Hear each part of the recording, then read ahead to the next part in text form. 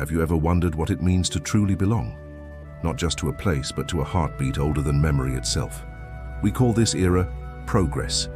We live in cities of glass. Our minds are wired to machines, and our lives are measured by productivity. But in all this brilliance, why do so many of us still feel so hollow? I once thought success meant speed, until I realized I'd been running away from the very thing that made me human. This isn't a story about the future.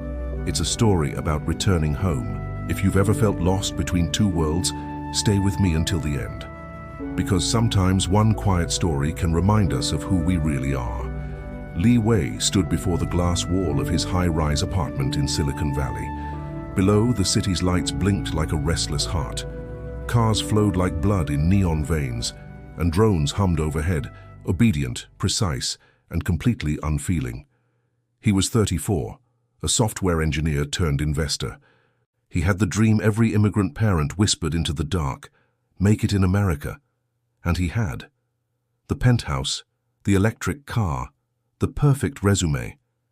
Yet something was missing, not a thing, but a sound, the soft hum of home. Every night, the city lights no longer looked like stars. They looked like screens, each one asking him to scroll, to buy, to forget. When his father passed away in Chengdu, he didn't even fly back. The funeral was on Zoom.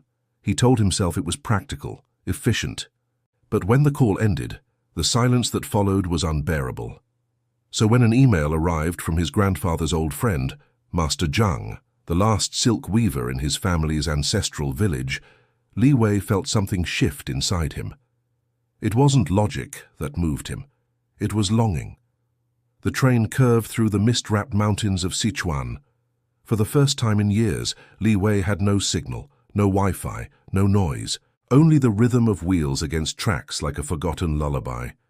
When he arrived, the village looked almost mythical. Stone bridges arched over quiet streams. Bamboo leaves trembled in the wind, and an old bell rang somewhere, slow, deliberate, patient. Master Zhang was waiting by a wooden gate, his hair silver, his posture unbent. He bowed slightly and smiled. So the boy from the city has finally come home. The workshop smelled of mulberry leaves and old silk. Wooden looms stood like ancient beasts, and threads shimmered in the afternoon light. Li Wei stared. You still make all of this by hand?" Master Zhang chuckled. "Do you think silk can be born from machines?" He held up a single strand, so thin it almost vanished in the air. Each thread remembers the hands that touch it. If the hands forget patience, the silk forgets how to shine. The next morning, Li Wei arrived early, laptop in hand. "I can design a system to automate this," he said eagerly. "With sensors, precision weaving. Imagine thousands of rolls a day." Master Zhang didn't answer. He just kept working, pulling, turning, breathing. The shuttle whispered through the threads, a rhythmic chuk-chuk like a heartbeat. Finally, he spoke. "You think speed makes things better, but some things are not meant to be rushed." Li Wei frowned. "But time is value. Efficiency is survival." Master Zhang looked up, his eyes as calm as still water. "You left your homeland chasing survival. Did you survive, or did you just forget how to live?" The loom stopped. The silence felt heavy. Li Wei looked down at his own hands. They were trembling. That night, he couldn't sleep. Outside, the cicadas sang, but inside, he heard the rhythm of the loom echoing in his chest. For the first time, his own heartbeat and the loom's beat began to align. Days turned into weeks. Master Zhang taught him not through words, but through rhythm. "How long does it take to weave one roll of silk?" Li Wei asked one day. Master Zhang smiled. "As long as it takes for the heart to find stillness."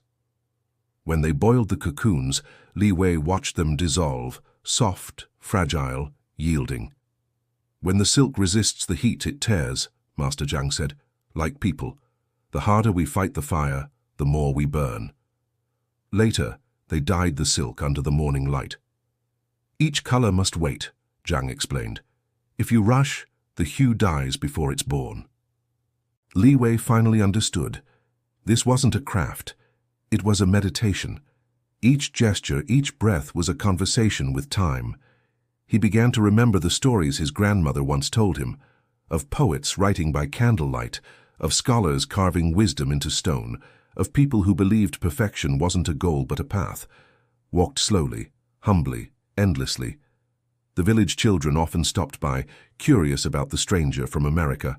Li Wei taught them to code small games on his laptop, but now he also told them stories of silk, patience, and pride. And when they laughed, it wasn't the laughter of noise, but of belonging. One night, a storm struck. Lightning split the sky, and the workshop caught fire. Li Wei and Master Zhang rushed in, trying to save what they could. Flames devoured years of work, rolls of silk, ancient looms, tools blackened with time. Afterward, as the smoke cleared, Master Zhang sat by the ruins. He didn't cry. He simply closed his eyes and breathed. Li Wei fell to his knees. "We lost everything." Master Zhang shook his head. "No. The hands remember. The heart remembers. As long as we remember, the art lives."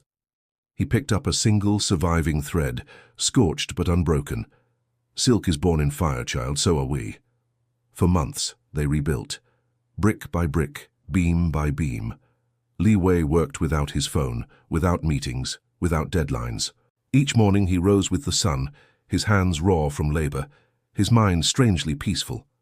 When the first new roll of silk finally emerged, white, luminous, alive, Master Zhang placed it in Li Wei's hands. "This one," he said softly, "is yours." Li Wei touched it carefully, almost reverently. He could see his reflection in its sheen, but this time he didn't see a man lost in technology. He saw someone who belonged. In that moment, he understood what An Nien, Anju, truly meant. Not just quietness, but harmony. Not peace without noise, but peace that breathes within the noise. Months later, Li Wei returned to New York. The skyscrapers were the same, but something in him had changed. In his office, he unrolled the silk and hung it on the wall. Whenever the city felt too loud, he'd look at it, and it would remind him of the sound of bamboo in the wind. He stopped chasing the next deal. He began mentoring young engineers, not to make faster things, but to make meaningful ones. Sometimes he'd brew tea slowly, silently, just as Master Zhang had taught him. His colleagues found it strange. He called it debugging the soul. I searched for success in the West, but found my soul in the quiet discipline of my ancestors. The true strength of a great nation is not in its speed, but in its ability to slow down, to breathe, and to honor the traditions that teach us how to be truly present. This quiet discipline, this is the real power. This is my An Nien.